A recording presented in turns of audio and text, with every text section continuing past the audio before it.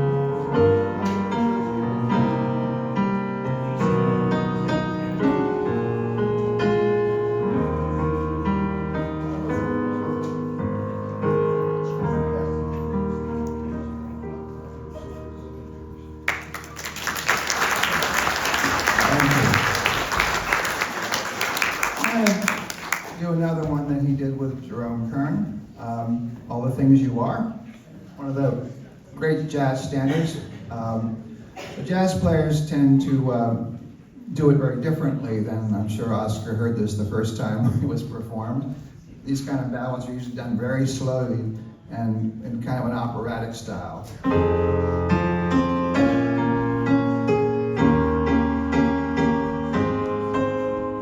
But jazz players don't play like that. And one of the things that made his partnership with Richard Rodgers so interesting is Richard Rodgers had an inherent understanding of how jazz was taking over in that time. His partnership with Larry Hart, he did a lot of songs that jazz players still play today. And so you'll hear a little bit of this in Jerome Kern, but a lot of this has been harmonized and reharmonized, so it's a jazzier version than what would have been heard originally.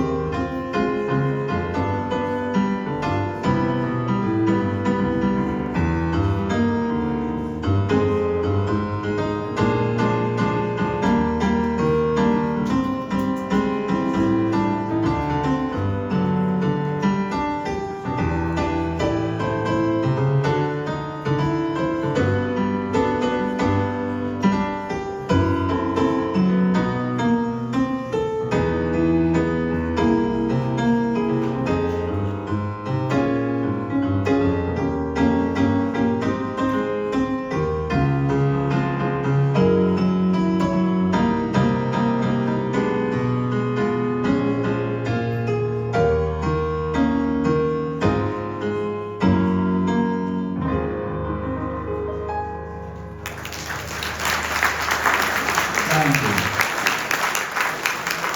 And it's 2 o'clock now, so I'm going to do one more, and then I'll turn this over to Chris.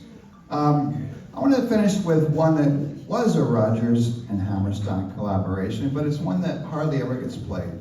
I always feel nervous talking in front of the experts from the museum who know the full story, where I might be freelancing something. But as I understand it, Rodgers and Hammerstein had only 2 musicals that weren't huge smash hits.